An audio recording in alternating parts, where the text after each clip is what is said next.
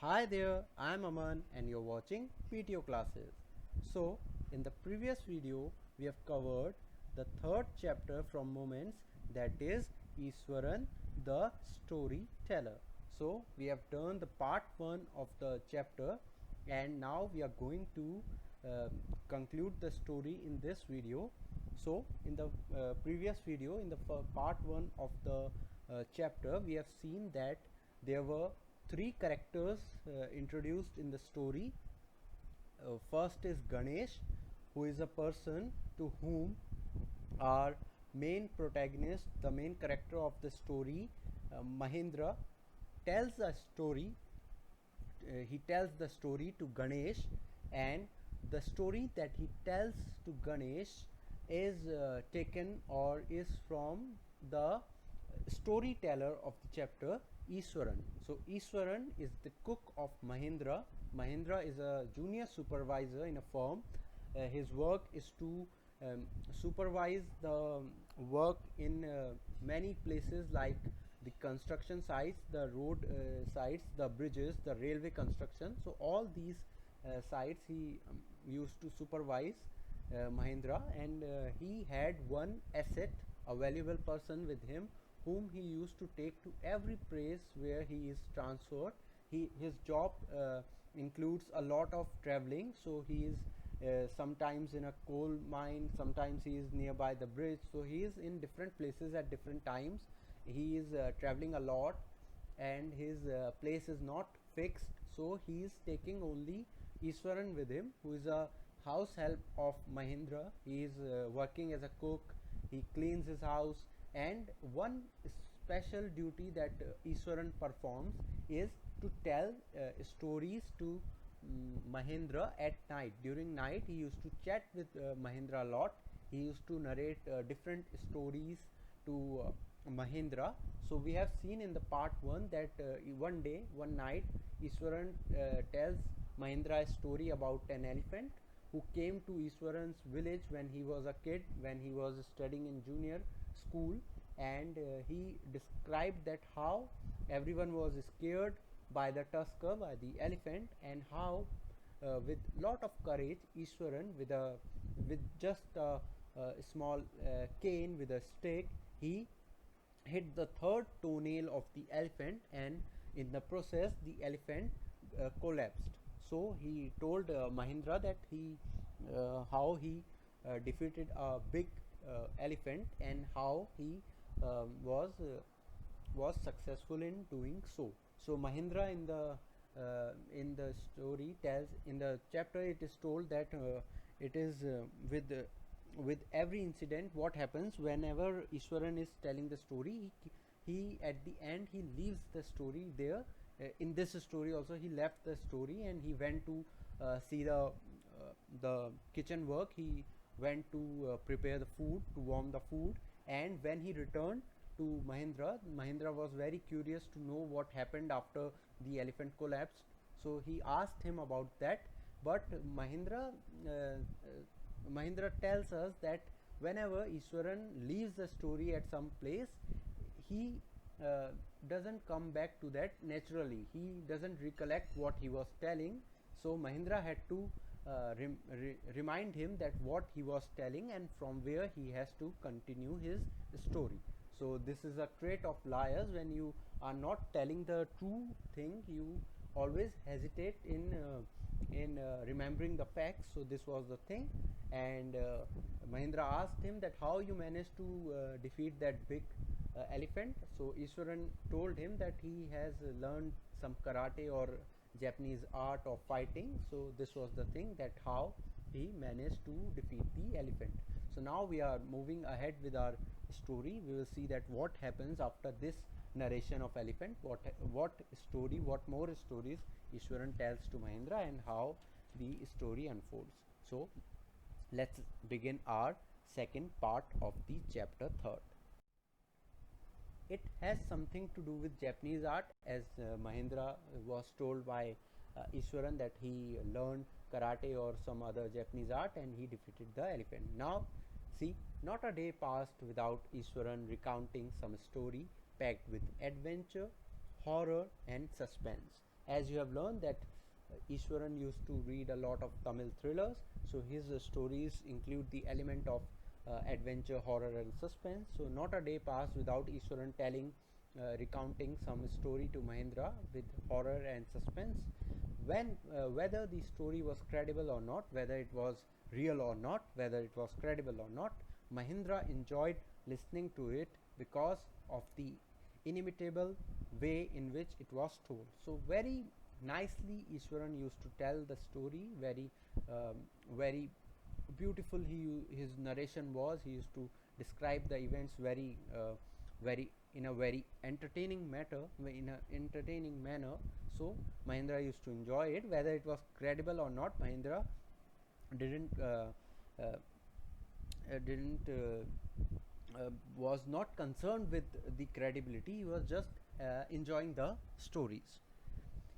Iswaran seemed to more than make up for the absence of a TV in Mahendra's living quarters. So there was no television around. So Iswaran's stories were a breath of fresh air, was a entertainment tool for both Iswaran and Mahendra.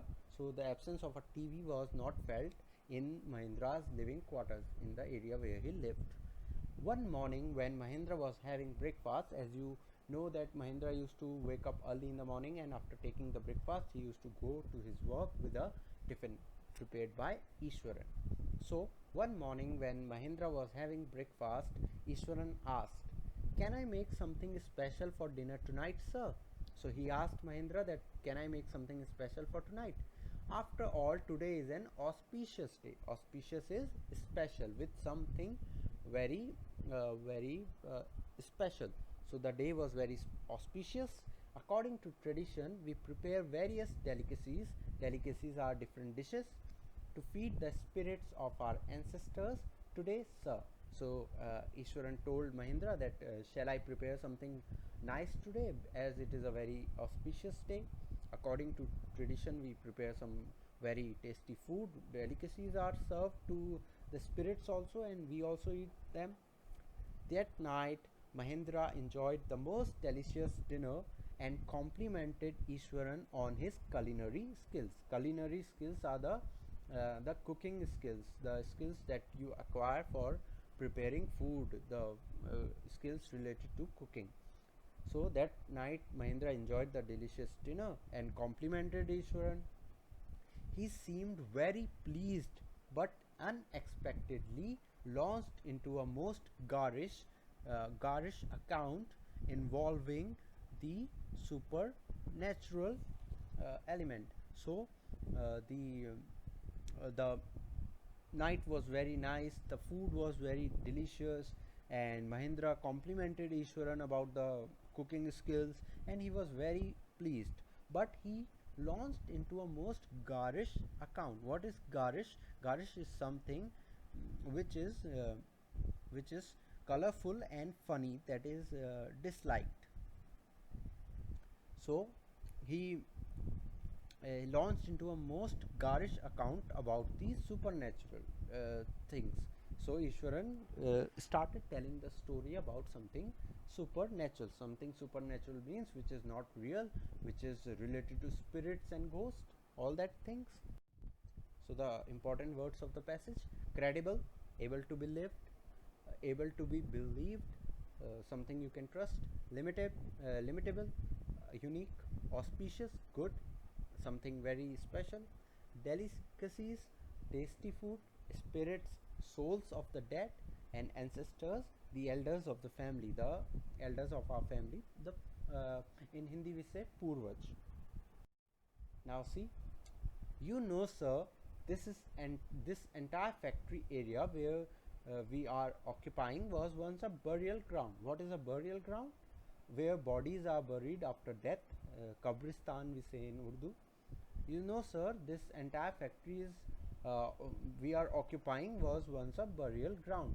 So Mahendra was going to occupy the factory area where he was having the home nearby the factory. The entire area was built over the burial ground where dead bodies are buried So Ishwaran told Mahendra that it is a burial ground, it is the area of burial ground. He started. He started by telling this. Mahendra was jerked out of the pleasant reverie. What is reverie? A state of being pleasantly lost in one's thought, maybe a daydream. So he was very amused with the cheerful night, with the tasty food, and he was very pleased. So what happened? He was taken aback suddenly when Ishwaran told him about that burial ground. So I knew on the first day itself when I saw a human skull lying on the path. Now see what Ishwaran is telling. I knew from the beginning when I saw one human skull, the human head, the kankal we say in Hindi. So the skull was lying on the path of Ishwaran. He tells Mahendra that I knew that it is a burial ground from the very beginning. Even now I come across a number of skulls and bones. So he is saying that I come across the skulls and bones every day. Skulls is that the head part of the human being, the inside that the head part, and the bones of the body. So he said that I come across these things a number of times. Ishwaran continued telling Mahendra. So now the important words: culinary skills related to cooking. Garish, something which is colorful and fancy. That is, it is disliked. Very cheesy, you can say, very colorful. Supernatural, related to ghosts and spirits. Reverie, a state of being pleasantly lost in one's thought, maybe a daydream. So these were the important words of your passage. He went on to narrate how he sometimes saw ghosts at night. I am not easily frightened by these things, sir. I am a brave fellow. So he's saying that sometimes I see ghosts also around, and I am very courageous fellow, sir. You know that I have defeated an elephant, and how courageous I am. You already know, sir. I am a brave fellow. I am not easily scared of these things. But one horrible ghost of a woman which appears off and on at midnight during the full moon. It is an ugly creature with matted hair and a shriveled face like a skeleton holding a fetus in its arm.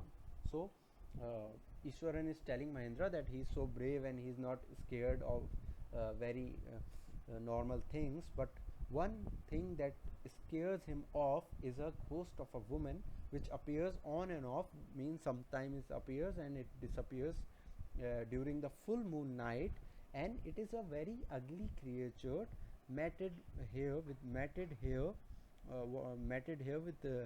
with very grayish hair, and with shriveled face. Shriveled face means wrinkled face, and it is like a skeleton holding a fetus. What is fetus? The unborn baby. So in its arm. So it is very frightening for anyone. Mahendra shivered. Mahendra became very afraid of the situation. He shivered. वो एकदम से कांपा. Mahendra shivered at the description and interrupted rather sharply. So he interrupted Ishwaran's narration sharply. You are crazy, Ishwaran. There are no such things as ghosts or spirits. So he told Ishwaran that you are crazy, you have gone mad. There are no such things as ghosts or spirits.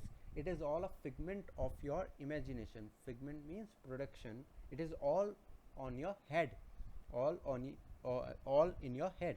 Get your digestive system examined, and maybe your head as well. You are talking nonsense.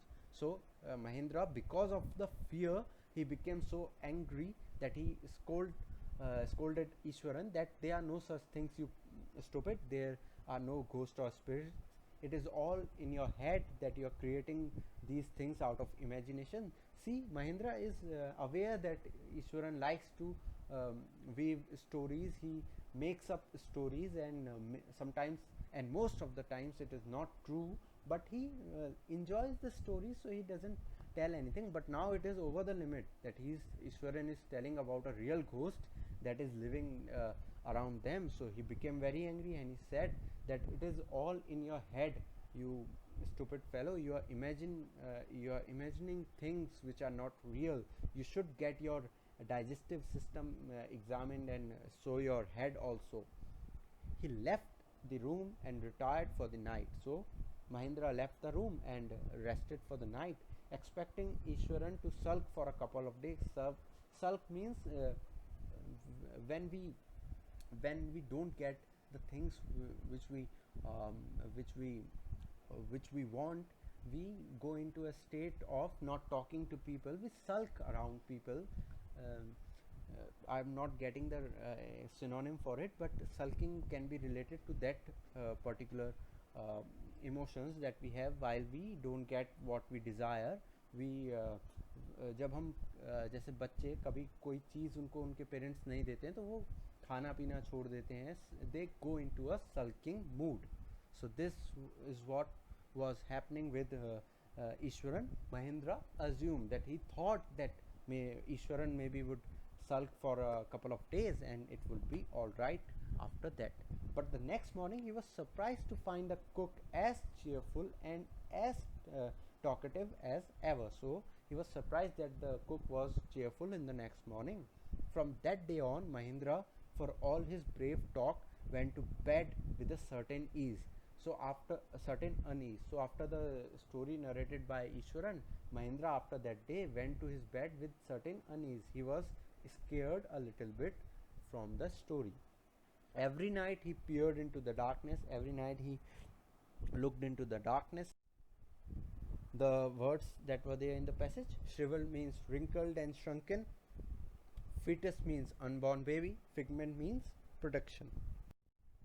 So every night he peered into the darkness outside through the window next to his bed, trying to make sure that there was no movement of dark shapes in the vicinity, but he could only see a sea of darkness. So he couldn't see anything other than darkness. He was expecting that there was no movement of that women that Ishwaran was mentioning with the unborn baby. So but he couldn't see anything other than the darkness with the twinkling lights of the factory miles away. So he had always liked to admire the milk white landscape on full moon nights. So he always loved those full moon lights. But after hearing Ishwaran's story of the female ghost, he avoided looking out of his window altogether when the moon was full. So he used to like the full moon nights, but when Ishwaran narrated that story about the women in full moon night, he got scared from that full moon night. One night Mahindra was woken up from his sleep by low moan. Moan means shivering, a shriek, a sound that you create out of pain. So he heard a moan close to his window. At first he put it down to a cat prowling around for mice. So first he thought that maybe a cat is prowling for the mice, but the sound was too guttural for a cat. But the sound was very heavy for the cat. He resisted the curiosity to look out, lest he should behold a sight which would stop his heart. So he thought that I should not go out, I should not go for searching about the noise, because if I will see something scary, I will maybe get a heart attack. His heart would stop working. But the wailing became louder and less feline. So the wailing became louder and less feline. Feline means related to the animals of cat and such. So it was now looking like a more human sound, a human noise. He could not resist the temptation, the desire that anymore. Lowering himself to the level of the windowsill, he peeped out from the window and he looked the factory miles away. So so he looked outside the window, and what happened after that? He looked to the moonlight outside. There, not too far away, was a dark cloudy form clutching a bundle. So he saw that some cloudy figure is there and appearing to be there, and it is clutching on a bundle. It is having something on his hand. Mahindra broke into a cold sweat. So sweat appeared on his forehead and fell back on the pillow. So he fell back on the bed, panting, breathing heavily. As he gradually recovered from the ghastly experience, he recovered from the experience that he had of that particular shape that he saw. He began to reason with himself. When we are afraid of some situations, when we want to console ourselves, we give reasons for what could have happened, and finally concluded that it must have been some sort of auto suggestion, some trick that his subconscious had played on him. So he came to a conclusion that it is his subconscious, that he had that story in his head about what Ishwaran told. So because of the subconscious mind, he is experiencing such things. By the time he had got up in the morning, by the time he woke up the next morning, he had a bath and come out to have his breakfast. So next morning he got up in the morning and he had a bath and he came out to have his breakfast. He was waking up early always. The horror of the previous night had faded from his memory. So the horror that he had the previous night was faded away from his memory. Ishwaran greeted him at the door with the lunch packet and his bag. Every day he used to give him the tiffin. So he greeted Ishwaran, and just as Mahendra was stepping out, Ishwaran grinned and said, so just as Mahendra was stepping out to go, Ishwaran grinned. Grinned means smiling, a big smile on your face. So he grinned and said, sir, remember the other day when I was telling you about the female ghost with a fetus in its arm? You were so angry with me for imagining things. So, with a broad smile, Ishwaran asked him that, remember when I was telling you about the female with that fetus, the ghost of a lady with a fetus on her hand. So you were so angry with me for imagining things. Well, you saw her yourself last night.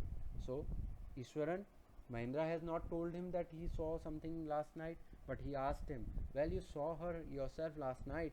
I came running hearing the sound of moaning that was coming from your room. So he said that I came running towards your room after hearing the moaning that was coming from your room.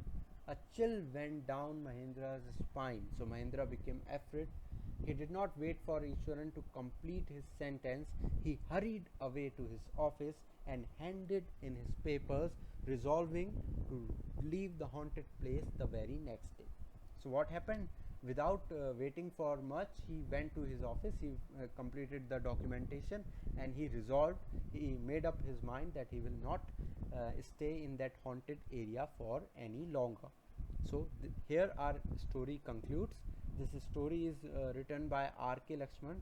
Sorry, I mentioned in the previous video by mistake that this story is written by A.K. Ramanujan.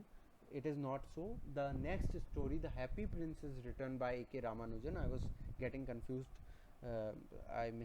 By mistake I said that. So that story is written by A.K. Ramanujan, and this story is written by R.K. Lakshman, a very popular figure of Indian literature who used to write great stories. So this story is written by him, and here our story concludes with Ishwaran and Mahendra. So Mahendra was telling the story to Ganesh at the beginning. So maybe that was the time when Mahendra was leaving his office, leaving that place. He was telling Ganesh the reason for his leaving the place. So here we get to know that why Ganesh was being told the story by Mahendra. So this was the story. Now you must be having a lot of thoughts in your mind. So maybe the story was true, maybe it was not real. It could be of as Mahendra mentioned, it could be in all in Ishwaran's head, or maybe it was real.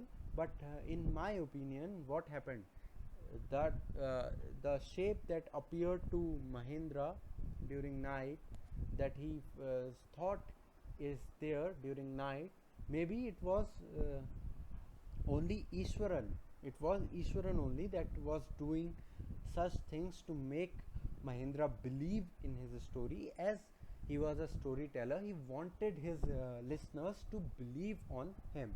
So maybe this was the case with Iswaran. So it is up to you what to believe and what to not. So here our story concludes, and we have completed our chapter, Ishwaran the storyteller. I hope that you have understood the story and hope that you have enjoyed it. It is a very beautiful story. Whatever thoughts are coming to your mind, you can write in the comment section. If you have any confusion, you can ask.